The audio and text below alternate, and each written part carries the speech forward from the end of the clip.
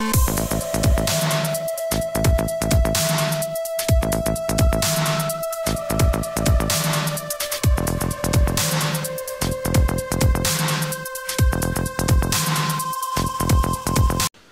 pessoal, sejam todos bem-vindos e bem-vindas ao canal Filosofia da Psique. Eu sou João Vitor Wrobleski, estudante de Psicologia, e hoje vamos falar um pouco a respeito de funções executivas. Então, as funções executivas dentro da psicologia são um fator bastante importante de ser conhecido por profissionais da área, e a gente vai entender um pouco o porquê que as funções executivas são tão importantes para o conhecimento psicológico. Então, a primeira coisa, vamos tentar entender um pouco o que são as funções executivas. Então, a função executiva, ela é uma habilidade, um conjunto de habilidade que nós temos que nos permite nos planejar em função a metas. Então, nos planejar de modo a termos atitudes que nos levam a uma meta desejada. Isso envolve o próprio planejamento, controle inibitório, tomada de decisões, flexibilidade cognitiva, memória, atenção, categorização e fluência. Vamos entender um pouco como que isso funciona a partir de um exemplo bem interessante, que é o exemplo do preparo de uma refeição. Então, uma atitude cotidiana para a maioria de nós. Então, a maioria das pessoas, em algum momento aí da vida, já se deparou com uma situação onde teve que preparar uma das suas refeições ou uma refeição para mais pessoas. É uma coisa muito cotidiana, muito rotineira. Nós fazemos de uma maneira quase que automática, então geralmente nem nos damos conta do quanto precisamos nos planejar e quanto precisamos movimentar de habilidades neurológicas para a realização desta questão do preparo de uma refeição. Então vamos entender a primeira coisa que eu vou precisar movimentar nessa intenção. Eu vou precisar determinar se o que eu vou preparar é um café da manhã, um almoço ou um jantar, ou um café da tarde. Por quê? Porque não é coerente que eu prepare um almoço, por exemplo, que vai sair às 4, 5 da tarde. Então eu tenho que me planejar qual é a refeição que eu vou preparar. Isso para as pessoas se torna quase que óbvio, né? Eu acordei de manhã, eu vou fazer café da manhã. Tá na hora meio-dia, eu vou fazer almoço. Mas isso é tão óbvio porque já se tornou automático. Mas o seu cérebro, em determinado momento, precisou pensar a respeito disso para que isso se tornasse automático. E se não fosse automático, teríamos que até hoje pensar para nos planejar em relação a isso. Tá, você já conseguiu determinar, por exemplo, que hora do dia é, ou seja, que hora, que alimento que você precisa preparar, qual é a refeição que você vai preparar. Então, você precisa agora se planejar em relação ao prato que você vai preparar. Por quê? Porque mesmo sendo, por exemplo, um café da manhã, um almoço, uma janta, eu posso, por exemplo, no almoço fazer arroz com feijão, eu posso fazer maionese, eu posso fazer carne, eu posso fazer várias coisas. Então eu tenho várias opções, dentre as quais eu vou ter que selecionar uma ou mais de algumas, as quais eu pretendo realizar.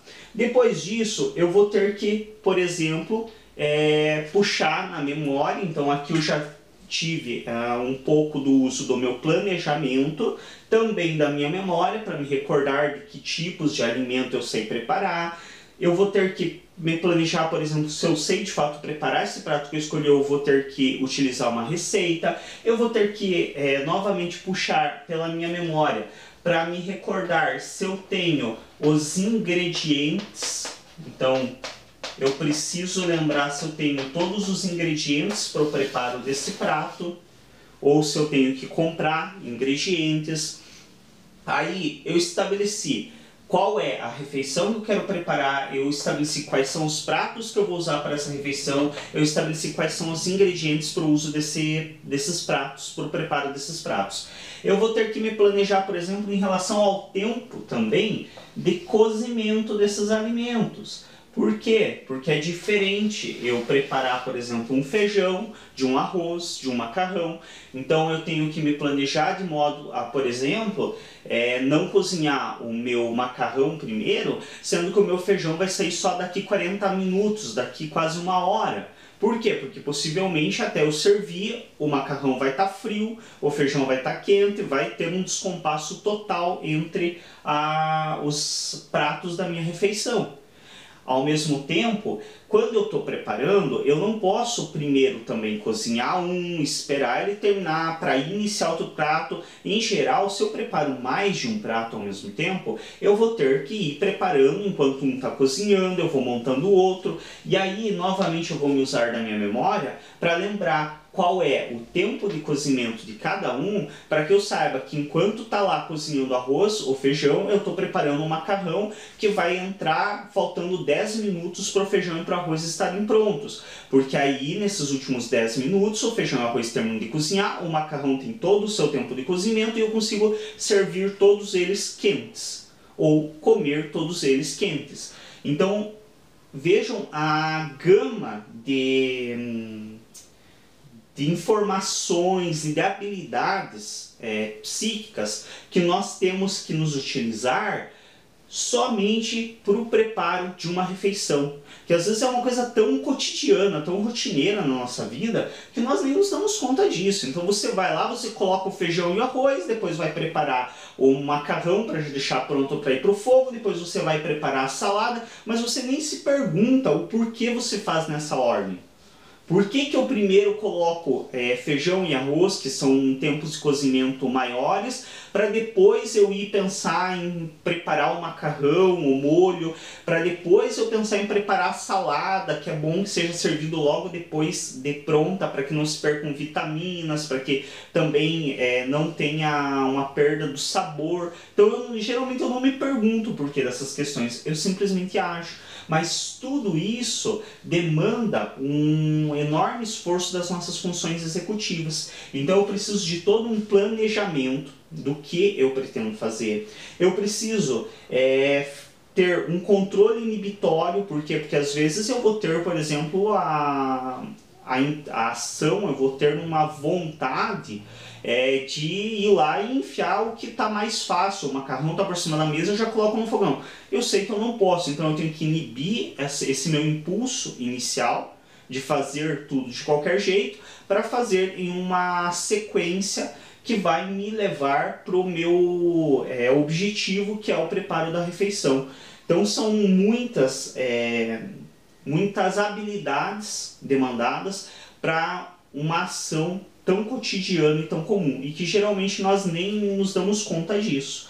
Mas aí, por que nós precisamos também, nesse conjunto de habilidades, por exemplo, de flexibilidade cognitiva e de tomada de decisões? Tá, eu me planejei tudo isso, eu sei que o meu feijão leva meia hora para cozinhar, eu sei que o meu arroz leva entre 15 e 20 minutos de cozimento, eu sei que o meu macarrão leva 10 minutos, eu sei já fiz todo o planejamento certinho, coloquei meu feijão no fogo, coloquei o arroz, estou preparando o macarrão que vai ir em seguida para o fogo, acaba o gás. Então, para quem não é acostumado, em algumas cidades já existem, o gás é levado por tubulação, então não é mais o sistema antigo, mas para quem ainda é do sistema um pouquinho mais antigo sabe que até pouco tempo atrás, na maioria, e creio que ainda seja na maioria do país assim, o gás ele vem em botijões. Então você tem um botijão que tem a carga de gás e ele vai ligado no teu fogão. E aí o gás acaba, então acaba essa carga, você tem que ligar para que a distribuidora te traga um botijão com uma carga completa e leve esse vazio. Eu me planejei tudo isso, tá tudo certinho, por exemplo, é meu almoço, eu sei o tempo de cozimento de cada alimento, eu comecei meio-dia para que o meu almoço saia 1 hora e tudo certo. E aí me acaba o gás no meio desse percurso. Eu vou me ver louco, quase que literalmente, para me reorganizar, para poder me replanejar em todo a refeição que eu estou preparando, para conseguir, ao mesmo tempo que eu cuido para que essa comida não esfrie, não encrue, porque vai perder sabor, vai ficar difícil de comer, para ligar para a distribuidora, para ela me mandar com o máximo de urgência possível uma nova carga de gás. E aí eu tenho que me reorganizar tudo novamente, me replanejar tudo, e não vai mais sair no horário que eu esperava, não vai mais ser do jeito que eu planejei inicialmente. Por isso, eu preciso de uma flexibilidade cognitiva, para que eu tenha a capacidade de reorganizar tudo isso, e para que eu não desande quando uma coisa sai do planejado e do esperado. Então vocês vejam a quantidade de coisas envolvidas em um simples preparo de refeição, que é uma coisa tão comum para nós. Então, isso diz muito a respeito do funcionamento da nossa cognição, do nosso cérebro. E isso é tudo em relação às funções executivas. E aí o porquê da importância da psicologia conhecer isso, entender como funcionam essas funções executivas, entender essa relação. Porque isso, além de ser utilizado no nosso dia a dia, cotidiano, como no exemplo que eu utilizei do preparo de uma refeição, isso é, por exemplo, utilizado na questão do trânsito, onde psicólogos realizam avaliação das funções executivas. Por quê? Porque eu me planejo tudo certinho para sair da minha casa, pegar o meu carro e ir para o meu trabalho. Mas, entre todo esse planejamento, onde eu também utilizei memória do trajeto que eu preciso realizar, eu me utilizei de várias informações, no meio do caminho simplesmente eu levo uma fechada de outro carro. Ou então surge do nada, de meio dos carros, um pedestre cruzando no meio da rua. Então tudo isso são novas situações que vão demandar de quem está dirigindo o veículo uma tomada de decisão rápida. Então, se o sujeito me fechou, eu preciso decidir se eu vou frear, se eu vou desviar, o que eu vou fazer. Demando um novo arranjo. Então, esse tempo que eu freiei, que eu desviei, já são coisas que alteram tudo o que eu esperava que acontecesse, desde eu sair de casa até chegar no meu emprego. E isso tudo é testado por psicólogos, que espera-se que tenham a habilidade correta para se utilizar dos testes e das ferramentas cabíveis para entender se naquele momento do teste o sujeito apresenta as funções executivas necessárias, por exemplo, para a direção no trânsito. Em outros momentos, por exemplo, psicólogos serão chamados para avaliar as funções executivas de pessoas, por exemplo, para um porte de arma, onde precisa ter uma devida noção se esse sujeito ele tem um controle inibitório suficiente para, no momento de raiva, de fúria, ele não sair atirando em pessoas sem nenhum tipo de seleção racional. Então não disparar a arma porque ele de fato precisa para uma defesa, mas sim disparar assim de qualquer modo, em qualquer pessoa.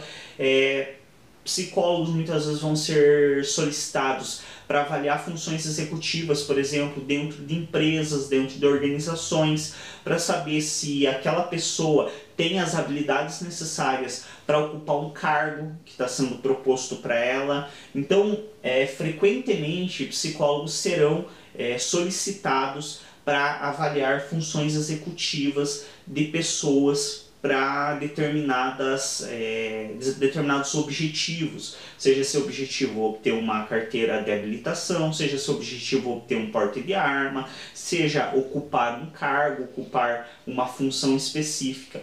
Então, para isso, é muito importante que tanto um profissional, obviamente, já formado, quanto estudantes da área de psicologia tenham um certo conhecimento a respeito dessas funções executivas. Quais são, como funcionam e o porquê dessa importância, desse arranjo de habilidades que me auxiliam a me planejar em função de um objetivo e a resolver todos os conflitos que surgem em meio à minha caminhada. Então eu tenho aqui inicialmente um planejamento e eu desejo chegar a um objetivo. Só que nesse percurso surgem inúmeras novas informações, surgem imprevistos, surgem questões que demandam das minhas habilidades executivas todo um arranjo novo, toda uma tomada de decisão e coisas para que eu consiga chegar a este objetivo. É isso, espero que esse vídeo tenha auxiliado quem assistiu a entender o que são as funções executivas e qual é a importância delas. Se você ainda não é inscrito no canal, se inscreve, clica em gostei nos nossos vídeos para nos ajudar a destacá-los e até um próximo vídeo.